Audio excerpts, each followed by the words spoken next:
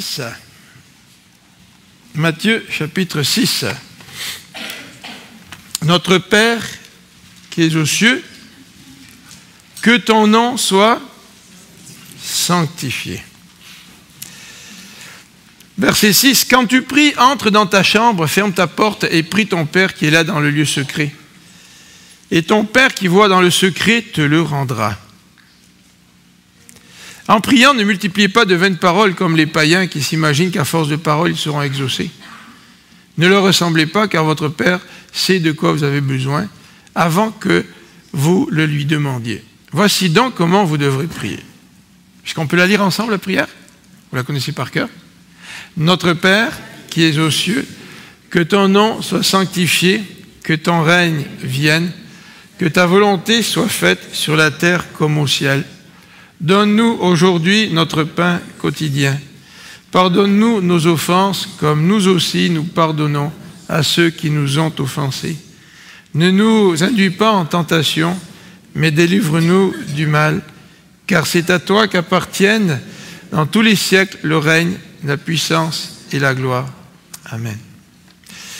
Et nous avons un petit appendice auquel nous ferons allusion lorsque nous parlerons du pardon. Verset 14, si vous pardonnez aux hommes leurs offenses, votre Père Céleste vous pardonnera aussi. Mais si vous ne pardonnez pas aux hommes, votre Père ne vous pardonnera pas non plus vos offenses.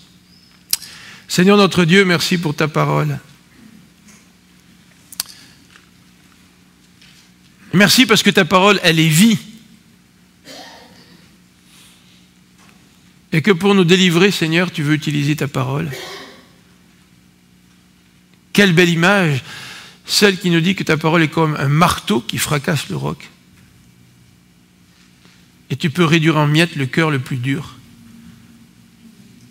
et mettre à la place un cœur sensible à toi, sensible aux autres. Ta parole nous dit aussi qu'elle est comme un feu dévorant. Il n'y a pas grand-chose qui résiste au feu. Et il n'y a rien qui peut résister à ta parole. Et l'Épître aux Hébreux nous dit aussi que ta parole, c'est une épée tellement tranchante qu'elle sépare l'inséparable. Il n'y a rien qui peut nous libérer du péché, si ce n'est le Saint-Esprit par ta parole. Seigneur, nous te prions pour que non seulement nous puissions ici, à l'île Jésus, donner à ta parole la place qui lui revient. Nous savons que si nous donnons à ta parole la première place, ça équivaut à te donner à toi, Jésus, la première place, parce que toi, tu es la parole incarnée. Mais Seigneur, même si nous voulons être fidèles à ta parole, nous voulons la proclamer, nous voulons l'enseigner, nous voulons aussi que cette parole nous change. Ce serait tellement facile, Seigneur, de rester des chrétiens intellectuels qui pouvons réciter par cœur les livres de la Bible,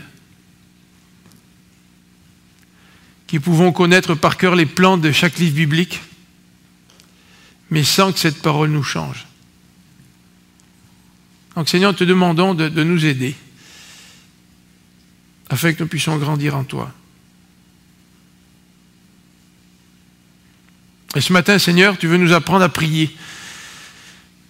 Apprends-nous à te prier, notre bon Papa Céleste. Toi qui nous aimes,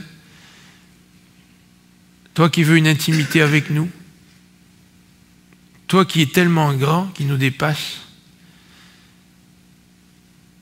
Et nous pourrions être écrasés, submergés par ta magnificence, par ta puissance, par ta sainteté, par ta grandeur. Nous qui pourrions désirer nous rentrer à 3 pieds sous terre parce que ta gloire est tellement éclatante que nous ne pouvons même pas te regarder. La Bible dit on ne peut pas te voir et vivre. Et pourtant, Seigneur, en Jésus-Christ, c'est comme si tu nous sortais de ce trou dans lequel on se cache face à toi. Tu nous tends la main et tu nous amènes à la lumière devant toi pour que nous développions une intimité avec toi, pour que nous puissions te connaître, pour que nous puissions t'appeler Papa.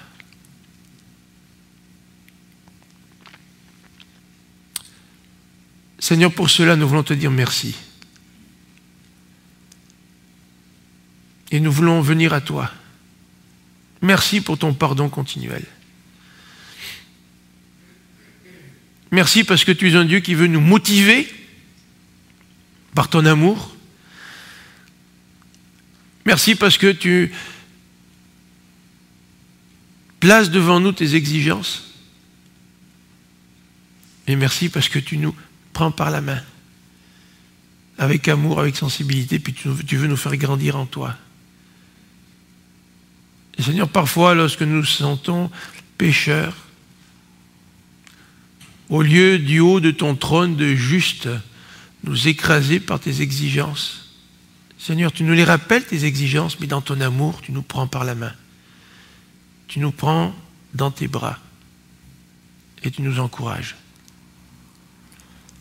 Merci Seigneur pour cet équilibre. À la fois tu veux nous stimuler à marcher pour toi, à la fois tu es capable de nous ramasser avec douceur, avec tendresse, en nous remettant gentiment sur le chemin, en nous pardonnant Seigneur. Merci parce que tu es un tendre Père pour nous. Merci Seigneur. Amen.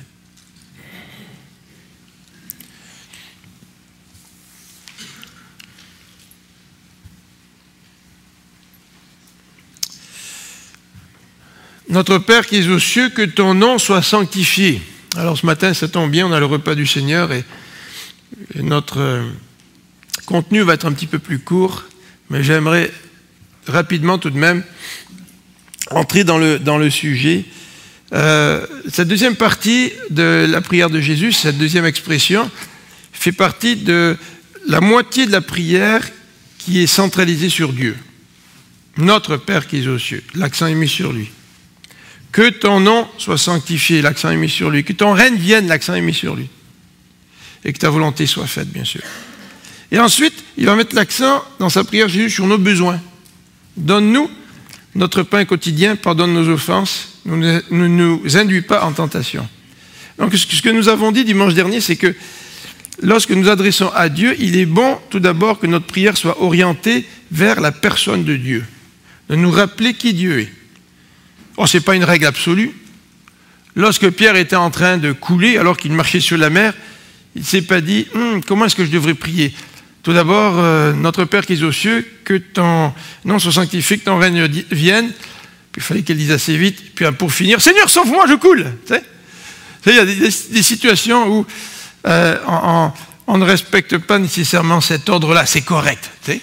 Mais d'une manière générale, ce que Jésus veut dans nos prières, c'est que nous puissions nous adresser à lui en mettant tout d'abord l'accent sur lui. C'est lui qui mérite l'adoration. Et en faisant ça, nous adorons Dieu dans nos prières. Au lieu de mettre l'accent sur nos besoins et de ne voir que nos besoins et d'être remplis de nos problèmes, si nous oublions de nous tourner vers Dieu et de le louer pour qui il est et d'avoir à cœur son royaume, eh bien, lui ne nous transformera pas. Parce que nous aurons les yeux constamment fixés sur nous-mêmes et nos difficultés. Donc, dans cette prière, Jésus arrive à cette expression que ton nom soit sanctifié. L'expression ton nom, vous avez deux expressions, c'est très court ce passage. Ton nom soit sanctifié. Alors on va prendre les deux expressions que ton nom, l'expression nom fait référence dans l'Ancien Testament à quelque chose de très particulier. Vous savez que le nom dans la Bible a une importance primordiale. Considérable.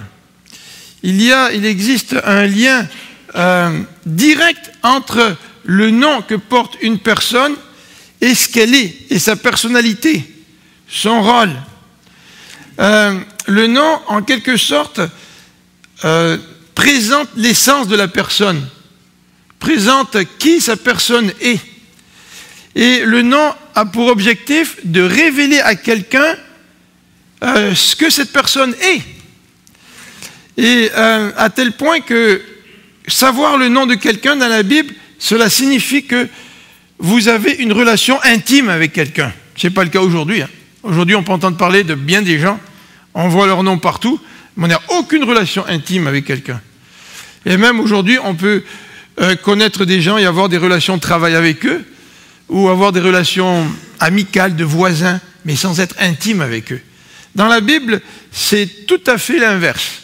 Regardez le texte qui nous parle de Jacob qui luttait avec l'ange de l'Éternel, qui luttait avec Dieu. Vous vous rappelez qu'est-ce qu'il a dit, Jacob? Il a dit, dis-moi ton nom, fais-moi connaître ton nom. Quand tu te bats avec quelqu'un et que tu te bats pour ta vie, parce qu'au début, Jacob se battait pour sa vie, puis à un moment donné, tout en se battant, il a réfléchi parce qu'il se rendait compte que la personne avec qui il se battait était plus forte que lui. Et que cette personne-là pouvait le terrasser n'importe quand. Et là, il s'est dit, mais pourquoi cette personne se bat avec moi? Et tout en se battant, Jacob a compris quelque chose. Et il a voulu connaître le nom de cette personne-là.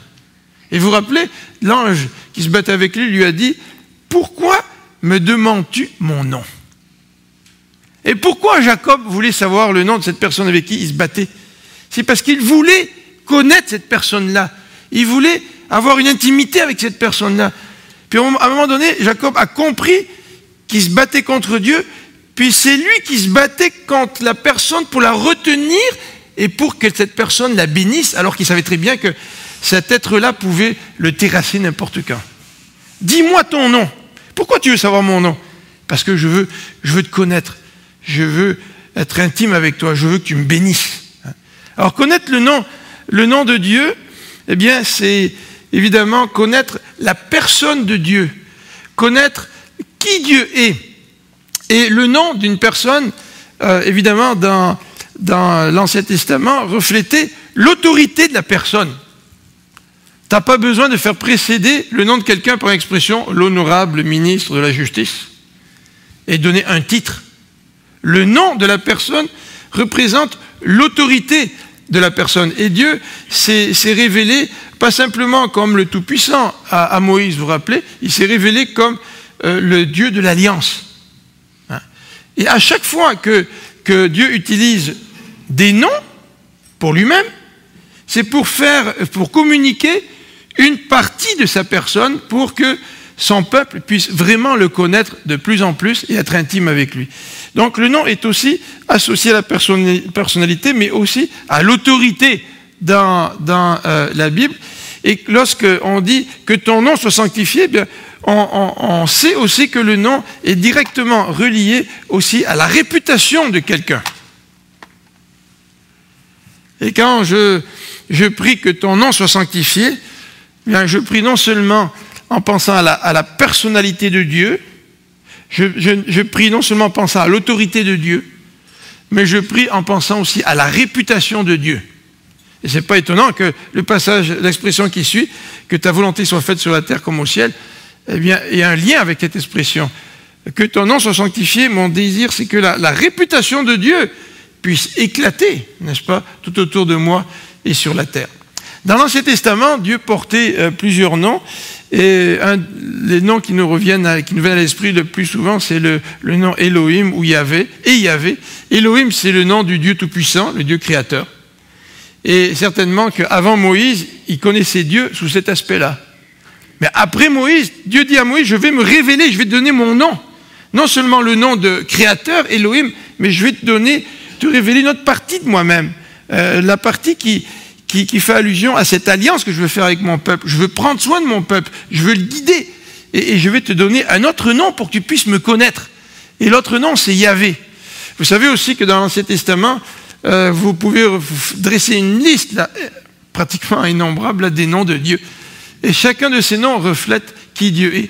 Et si vous voulez enrichir votre vie de prière et votre temps d'adoration, vous pouvez prendre dans la Bible tous les noms de Dieu. Et quand vous priez, vous allez pouvoir louer Dieu pour qui il est. Et non seulement louer Dieu pour qui il est, mais vous rappeler qui Dieu est. Tu sais, si je parle au Dieu créateur, je me rappelle qu'il m'a créé. Si je parle à Yahvé, et j'utilise ce nom de Dieu-là, ça veut dire que je me rappelle que Dieu a fait une alliance avec moi. Pas simplement une alliance qui ressemble à celle de l'Ancien Testament, mais une nouvelle alliance avec Jésus-Christ. Et si je lui donne, j'utilise le titre Yahvé Jiré. Vous vous rappelez, dans Genèse 22, lorsque Dieu demande à Abraham d'offrir son fils en sacrifice, puis que le fils demande à son père, en montant là vers la montagne, mais où il est le sacrifice? Vous vous rappelez qu'est-ce qu'il a dit? L'Éternel va pourvoir. Et lorsque Abraham a pris son fils et voulait sacrifier, Dieu l'a arrêté en lui disant, je sais là que tu me refuserais rien, mais sacrifie pas ton fils. Il y a un agneau là, un bélier là, et Dieu a pourvu. Hein? Et le texte termine en disant qu'on a appelé ce Dieu-là en rapport avec ce qui s'est passé, la montagne où Dieu a pourvu. Yahvé Jiré. Ensuite, vous avez des situations, comme dans l'Ancien Testament, lorsque David est parti au combat, vous vous rappelez, ce Goliath qui lançait le défi au peuple d'Israël, devant toute l'armée d'Israël. L'habitude à l'époque consistait non pas à ce que deux armées s'affrontent et qu'il y ait des dizaines, des centaines de morts, mais une des coutumes consistait à choisir un héros de chaque côté. Et là, les deux héros se battaient ensemble, et celui qui obtenait la victoire, eh bien, obtenait la victoire pour son camp. Et là, Goliath, qui était un géant, arrive devant le peuple d'Israël, puis lance un défi, tout le monde tremblait dans ses culottes, comme on dit, hein, un bon québécois. Personne ne voulait y aller. Et voilà le petit David, là, le petit bleu blanc-bec, là, qui arrive, puis qui dit, la personne qui relève le défi. Et vous vous rappelez ce qu'il a dit en se présentant devant Goliath? Moi, je viens au nom de l'Éternel des armées. C'est Dieu qui combat pour David. Et dans certaines situations de notre vie, nous avons besoin de nous rappeler que Dieu, c'est celui qui combat pour nous, pour reprendre cet autre verset-là. Et dans d'autres situations de notre vie, bien, nous avons besoin de nous rappeler que Dieu est notre justice. Yahvé, en hébreu, la tsikenu, Dieu est notre justice. Oui, dans certaines situations, on a besoin de nous rappeler que Dieu est notre justice. Vous vous rappelez, lorsque Guy nous a donné à plusieurs reprises l'illustration suivante, quand il était dans les affaires, un de ses associés qui s'était séparé de lui, qui avait pris un magasin de meubles, lui avait gardé le deuxième magasin, vous vous rappelez de ça?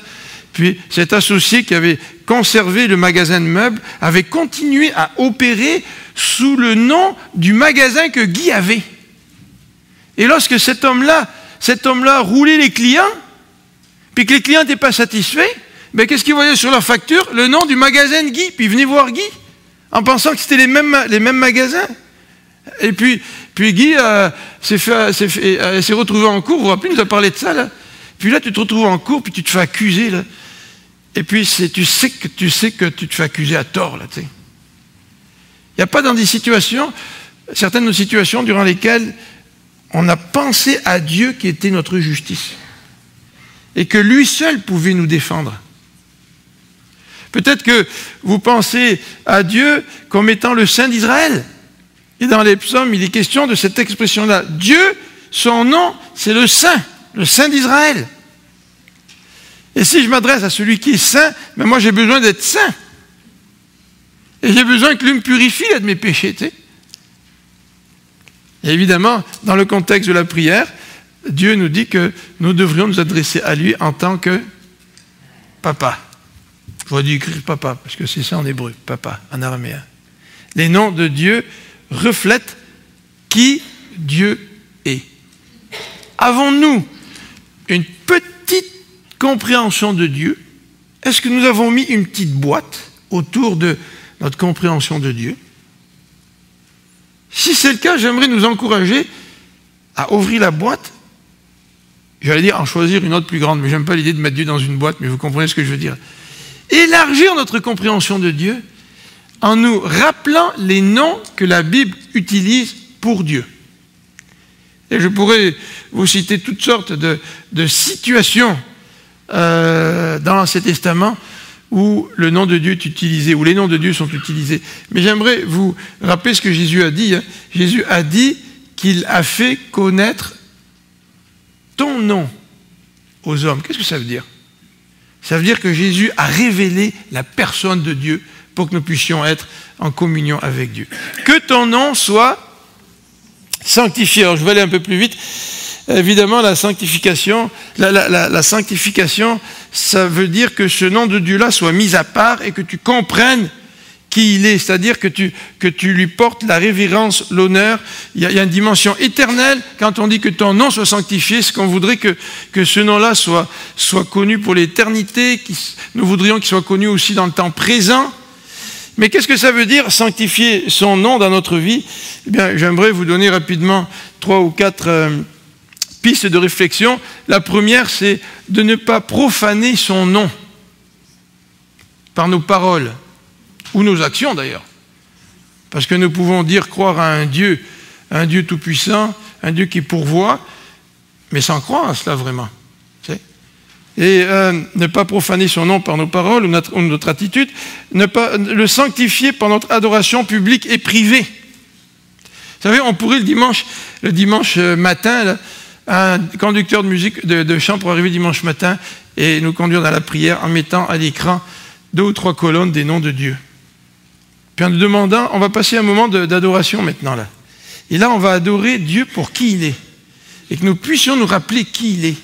Et si tu te trouves dans une situation où tu as besoin de paix, tu te rappelles que Dieu, c'est un Dieu de paix, c'est un consolateur, c'est le Dieu saint, c'est le Dieu tout-puissant, c'est celui qui pourvoit. Et que nous puissions adorer Dieu pour qui il est, mais quand j'adore Dieu pour qui il est, et que cette adoration remplit mon cœur, quand j'arrive à mon besoin, est-ce que j'ai besoin de répéter 20 fois à Dieu mon besoin? À travers mon adoration, eh bien Dieu me donne la force dont j'ai besoin dans mon problème. Et quand mon problème arrive, c'est comme si mon problème pour moi il devenait tellement petit parce que Dieu est tellement grand, puis Dieu me réconforte dans ce que je vis, dans ma situation. Et dans mon temps d'adoration, Dieu m'a déjà rempli de sa paix, moi qui avais besoin de paix. Parce que je suis venu vers le Dieu qui donne la paix. Et j'ai loué le Dieu qui donne la paix. Et si je suis au chômage et que j'ai des problèmes financiers, puis que je viens vers Dieu, puis qu'il l'adore parce que c'est un Dieu qui pourvoit, quand j'arrive avec mon problème a repris la taille qu'il doit avoir. Et je ne suis plus submergé par mon problème parce que j'ai passé un temps d'adoration et d'intimité avec mon papa qui est le Dieu qui pourvoit.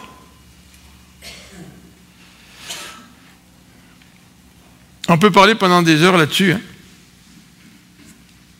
Vous savez ce qui compte? C'est qu'on loue Dieu dans notre quotidien. Et tant que je ne le fais pas, je ne peux pas être béni dans ma vie, dans mes problèmes, dans mes difficultés, dans mes soucis. Parce que je ne loue pas Dieu en fonction de qui il est. Et je ne, dans ce sens-là, sanctifie pas Dieu. Que ton nom soit sanctifié. Ça veut dire que tu sois reconnu comme qui tu es et que cette reconnaissance de qui tu es puisse vraiment toucher ta vie. Le troisième élément, c'est comprendre la paternité de Dieu et la refléter, 4e élément, dans notre vie. C'est vrai que le contexte de la prière Notre Père, c'est « Notre Père qui es aux cieux ». Et peut-être qu'on pourrait résumer cette méditation de ce matin en nous rappelant que derrière cette expression « Notre Père » est contenu tous les noms de Dieu. Tout ce qui représente Dieu, toute son essence, se retrouve renfermé dans cette expression « Notre Père ». Et comme on l'a dit dimanche dernier, Jésus en disant « Voilà comment vous devrez prier », ne s'attend pas à ce que nous prenions la prière de manière à la lettre, là, tu sais. Et si vous commencez la prière en disant « Notre Père, tu es celui qui pourvoit », ou « Tu es le Seigneur, celui qui règne », « Tu es le Dieu de l'univers », mais tu mets l'accent sur la personne de Dieu. Qui est Dieu pour vous? Et dimanche dernier, nous avons parlé de l'intimité. Et nous avons dit que souvent, nous avons des problèmes à l'intérieur qui nous empêchent d'avoir cette intimité avec Dieu, bien sûr.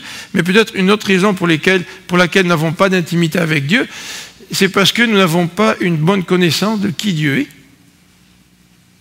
Et combien c'est l'occasion dans la prière de nous rappeler qui Dieu est. Qu'il est notre papa, mais quel papa!